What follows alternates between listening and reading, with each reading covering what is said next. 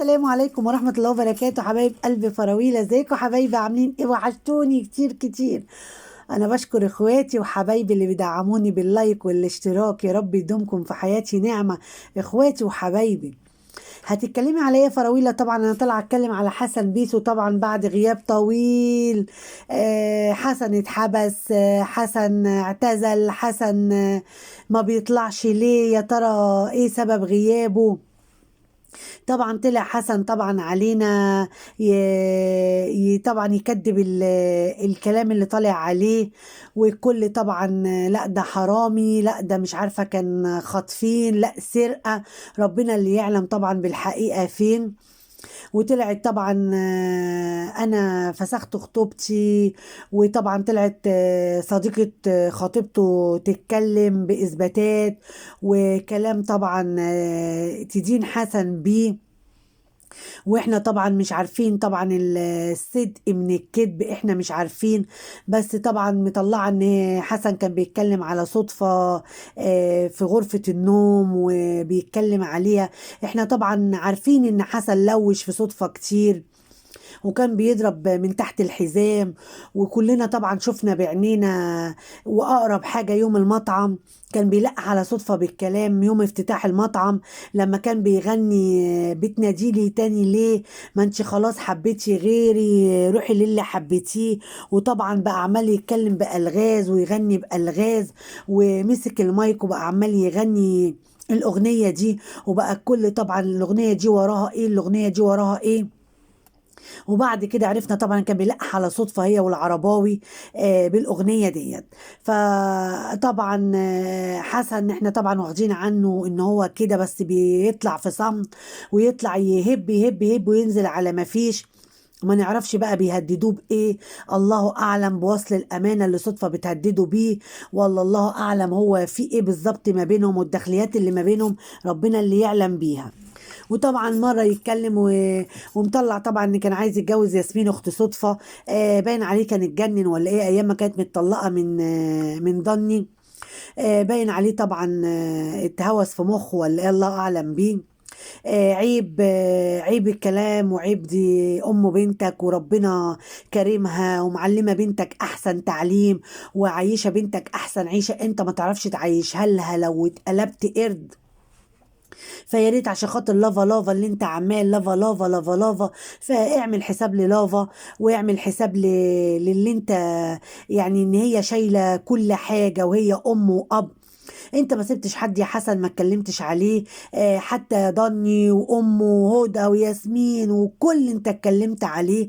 وطبعا ده طبعا اتكلمت مع خطيبتك، وخطيبتك طلعت طبعا واتكلمت وصاحبتها طلعت وحكت وقالت. ربنا يعلم اذا كان صدق اذا كان كذب، ربنا اللي يعلم بيه. وطبعا كانت الجاسوسه بتاعتك كانت ياسمين، هي كانت العصفوره بتاعتك اللي كانت بتخبص لك كل حاجه على اختها، زي ما كانت بتخبص للميا بتاعت بلجيكا على اختها. فقص النصايب كلها طبعا من ياسمين. السهتانه ديت الصفرة ديت اللي سهولنا من تحت لتحت، اذا كانت هنا، اذا كانت هي ولا هدى. الاتنين بصراحة الواحد يخجل منهم ومن ان هو يتكلم عليهم. وطبعا انت بتتكلم وتقول لخطيبتك تعالي نروح المركب، وتقول قول الصدفة تعالي مساحة ترابيزة. ما هي اصلا اصلها خدامة، والله اللي اصلها خدامه وشقيت وتعبت وهي بميت راجل اللي هي عملته، انت يا ابو شنب ودقن معرفتش تعمله. كل اللي انت فيه ده غيرة ونار منها، وكل اللي انت فيه دوت فرسة منها.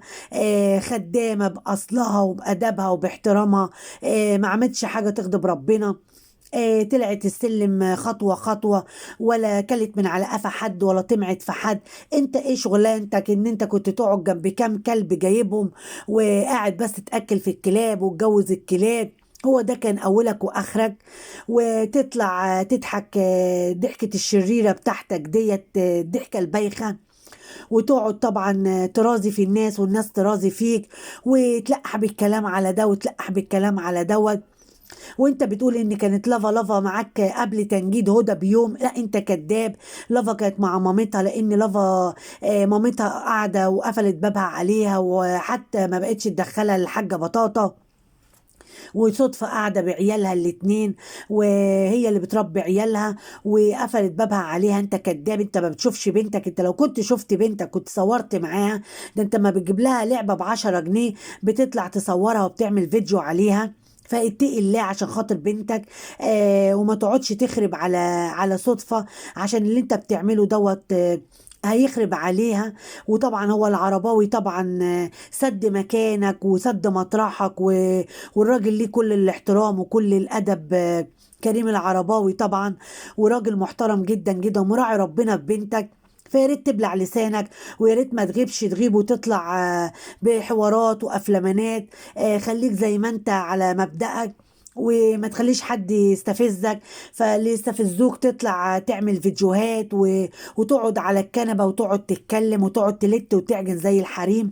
ما منوش فايدة. روح شوف لك شغلانة يا حسن، وشوف أكل عيشك. وما فيش داعي ان انت تخطب تقعد تتكلم على مراتك ام بنتك. طبعا خطيبتك، الكلام ده كله طالع من خطيبتك وصاحبتها اللي طلعت واتكلمت وقالت كل اللي انت قلته لحد غرفة النوم. انت اتكلمت، وكان قبل كده ليك سابقة برضو مع واحد صاحبك قال نفس الكلام. يعني خطيبتك مش كدابة. انت الراجل اللي يتكلم في اوضه النوم بتاعت مراته وخصوصياته ده ما يبقاش راجل. اللي يطلع اسرار بيته ومراته ده ما يبقاش راجل، وعمر ربنا ما هيكرمك. وبعدين الشيخ عادل واخوك، وانا ما حدش ليه فضل عليا، انا ما حدش ليه حاجه عندي الا بنتي. طب ماشي، ما انت بنتك ايه يعني؟ كان ايه وضع بنتك لما الحكومه جت خدتك وانت في حضن بنتك؟ انت ما عملتش حساب لبنتك في يوم من الايام، ما عملتش حساب لبنتك للوضع اللي بنتك شافتك فيه. فما ينفعش. اتقي الله، ولما تقعد تتكلم على حالك ما تتكلمش على صدفة، عشان صدفة ما تستاهلش منك كده. صدفة شقوية. ولو كانت كتبت لك المطعم بيع وشراء زي ما انت سبب الطلاق والطمع والجشع اللي انت فيه، كانت هتبقى صدفة حبيبتك ونور عينك. بس عشان هي طبعا اديتك على قفاك وما عملتلكش اللي انت عايزه. وطبعا ده حقها، هي ما تشقاش وتتعب ويطلع عينها وتجيب القرش يعني بطلوع الروح، وانت قاعد على السرير تجيب لك وتكتب لك المطعم باسمك. انت من ناحية واخوها من ناحية، وكلكم طمعانين فيها وعمالين تقطعوا في لحمها. فهي طبعا صدفة عملت عين العقل. طلقت منك واتجوزت اللي يصونها واللي يحافظ عليها واللي خلاها إنسانة تانية خالص خالص خالص. ربنا يهدي سرها وربنا يكرمها يا رب. ربنا يهدي يا رب كده. وندخل يا حبايبي على موضوع بقى تاني، موضوع ام جنى. ست ام جنى طالعه انا المليونيره المعفنه. طب ما احنا عارفين يا ست ام جنى، جبتي ايه من عندك يا شيخه؟ انا تعبت. انا ربنا سبب في الرزق ده كله، وربنا اللي رزقني ماشي ونعم بالله. وميت غمر كلهم فاتحين قنوات بس ما حدش فيهم ربنا رزقه، عشان كلهم نيتهم زي الزفت. انا نيتي سليمة، انا غلبانة، انا طيبة. طب وبالنسبة لتلقيح الكلام اللي طلعت لقحيه على طنط إيمان عمتك وعلى اخواتك وعلى مرات ابوكي والحوارات اللي انت طالعة والعناوين اللي انت طالعة تكتبيها، والتلقيح اللي من ورا الباب ده، ايه وضعه؟ برضو محترمة برضو ومؤدبة برضو وما فيش زيك. لا. انت يا ام جنى طبعا عمالة بقيتي أستاذة في التلقيح، وما وراكيش الا التلقيح والنتانه. هما الحاجتين دول. الجلابيه تبقى معفنه عليكي ومنتنه، والشقه معفنه وطالعه بس فاتحه فيديوهين وثلاثه واربعه، وقاعده بس عماله عامله بس نشره وعامله اعلان للسمك. والسمك المقلي والسمك المشوي، ونطلع نفطر على السمك، واطلع يا مازن كل السمك، واطلع يا مازن. وطبعا عامله الروتين، يا ريتنا ما كنتش عملتي ولا كنا شفناه. السجاده طبعا جايباها من زي ما بيقولوا كده، يعني انا مش عارفه اقول ايه يعني.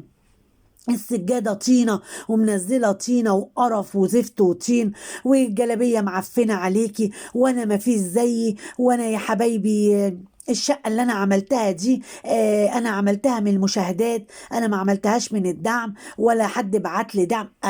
لا، هو منين مودي على فين يا ام جانا؟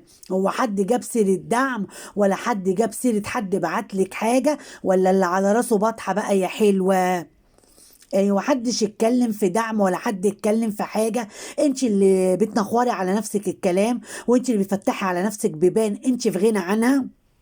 مفيش حد من المتابعين ولا قالك دعم ولا قالك بتاخدي دعم ولا قالك اي حاجه. انت طالعه اللي عماله تفتحي على نفسك. يا حبايبي يا حلوه شوفيني، انا ما الشقه دي اشتريتها ووضبتها من المشاهدات، ومحدش بعت لي حاجه، محدش ادالي حاجه، مع العلم ان محدش قالك ولا انت حد بعت لك ولا حد اداكي حاجه. انت بتفتحي على نفسك بيبان مقفله، ترجعي تقولي الناس بتتكلم والناس بتقول والناس بتعيد. وبعدين البيت اللي في ميت غمر، لا انت شاريه بيت في ميت غمر، انت كدابه. وشاريه بيت ايه يا جماعه؟ بيقولوا شاريه بيت وبيقولوا اشتريت فيلا، لا انت شاريه بيت وانت بتوضبي في البيت، انت كدابه. وكل القنوات طبعا بتقول كده. انا اللي عملته، مفيش راجل، مفيش راجل يا حبايبي يعمله. فعلا الراجل اللي قاعد جنبك ما يعرفش يعمل حتى 100 جنيه يحطها في جيبه. انت ست ب 100 راجل، وانت ست احنا نشهد لك ب 100 راجل، واللي انت عملتيه فعلا الراجل اللي جنبك ما يعرفش يعمله. بس ما تجمعيش الرجاله، قولي الراجل اللي قاعد جنبي ما يعرفش يعمل اللي انا عملته. لان الرجاله طبعا مستتين حارمها، والرجاله كلها جايبين الحلو لحارمهم، وربنا يبارك في الرجاله كلها. لما تتكلمي توضحي وتخصصي الجمله للي قاعد جنبك ما يعرفش يعمل حاجه. اه ماشي احنا معاكي في دي، بس ما تجمعيش وتقولي الرجاله ما حدش يعرف يعمل اللي انا عملته. لان لا طبعا الرجاله بتعمل كل حاجه حلوه لحارمها، وربنا يخلي كل زوج صالح معزز الست بتاعته ويعني بصي بتمنى لها الرضا ترضى. ما تجمعيش يا ام جنى، ويا ريت تخليكي في محتواكي، وما تقعديش تنخوري على نفسك وتقعديش تلقحي على اخواتك، وعماله تلقحي على اخواتك وعلى عمتك ابله ايمان وابله ايمان مش عارف ايه، وترمي بالكلام من هنا وترمي بالكلام على ابوكي ومرات ابوكي وتطلعي تقولي لا انا ما انا ادب انا احترام، انا ما باجيش على حد يا حبايبي، انا ما بقولش حاجه يا حبايبي. انتوا اللي بتطلعوا تتكلموا عليا، انتوا اللي مش سايبيني، انتوا اللي بتقولوا بقول لك ايه يا مازن، دول يقولوا علينا ان احنا معفنين. ايوه انتوا معفنين، انت هدومك معفنه، الهدوم تنضفي بيها السمك وتغسلي بيها المواعين وتقعدي قدام الشعله وتاكلي وتشربي، والجلابيه زي الطين عليكي، وبس اللي تعمليه روح جايبه الشال حطاه على كتفك. طب ما تقومي تاخدي دش ولاعي الهدوم الزفره اللي منضفه بيها السمك وقاليه وشاويه. فين النظافه الشخصيه؟ انت قاعده بس تحشي، وقاعده بس تملي كرشك، وقاعده بس تعدي التكميم. دول بيقولوا على التكميم يا حبايبي الله يرحم التكميم، ما انت اللي خربتي التكميم وانت اللي بوظتي التكميم وانت اللي خربت الدنيا بكرشك. ما حدش بيتكلم عليك وما حدش بيقول عليك اي حاجه، انت اللي بتقولي على نفسك، وربنا يهديكي لحالك. وبعدين تعملي لنفسك ما تعمليش لنفسك. عملتي شقق وبيوت وعربيه وعملتي كل حاجه، انت مش هتدي حد جنيه. كل الخير ليكي انت وعيالك. الناس داخلها ايه باللي انت بتقوليه؟ الناس ملهاش دعوه باللي انت بتقوليه خالص، بل بالعكس انت بتفتحي على نفسك بيبان ان انت بيخش لك دعم، اشتريتي بيه الشقه واشتريتي البيت واشتريتي الحاجات اللي انت بتشتريها. لان انا شايفه ان محدش خالص ولا من المتابعين ولا حد اتكلم على ان انت اشتريتي ولا ما اشتريتيش. انت اللي طالعه النهارده تقلبي في الكلام، وانت اللي بقيتي بتاعت حوارات وطالعه على راسك بطحه طالعه تحسسي عليها. وانا يا حبايبي فلوس الشقه ديت ما حدش ولا فلوس البيت، انا ما جبتش بيت يا حبايبي، انا ما اشتريتش بيت. لا انت عندك بيت في ميت غمر شارياه وما تكدبيش، وقريب قوي قوي قوي هتطلعي تقوليه. خليكي بس كده، خلي بالك من نظافتك وخلي بالك من اللي انت فيه، عشان انت بصراحه ريحتك فحفحت قوي قوي قوي على اليوتيوب بالنتانه والعفانه. وما فيه مش كل حاجه تتصور. السجاده المنتنه اللي انت مصوراها دي عيب عليكي، عيب عليكي. انت مش فالحه بس اللي تقعدي قدام الشعله بس تعملي الاكل وتدبوا في كروشك وخلاص، هو ده اللي انت فالحه فيه. لكن نظافه ولا اي حاجه لا لا لا لا, لا. انت تعرفيش طريقها. ربنا يهديكي لنفسك. يا ريت تبطلي تلقيح بالكلام، ويا ريت تطلعي كده، ما تطلعي باحترام، تبطلي تلقيح وتنبيط على اللي ليكي. انا ما بتكلمش على الناس الغريبه، لا انت بتلقحي وبتنبطي على اخواتك وعلى باباكي وعلى اللي منك. وكل التنبيط والتلقيح للي منك مش لحد غريب.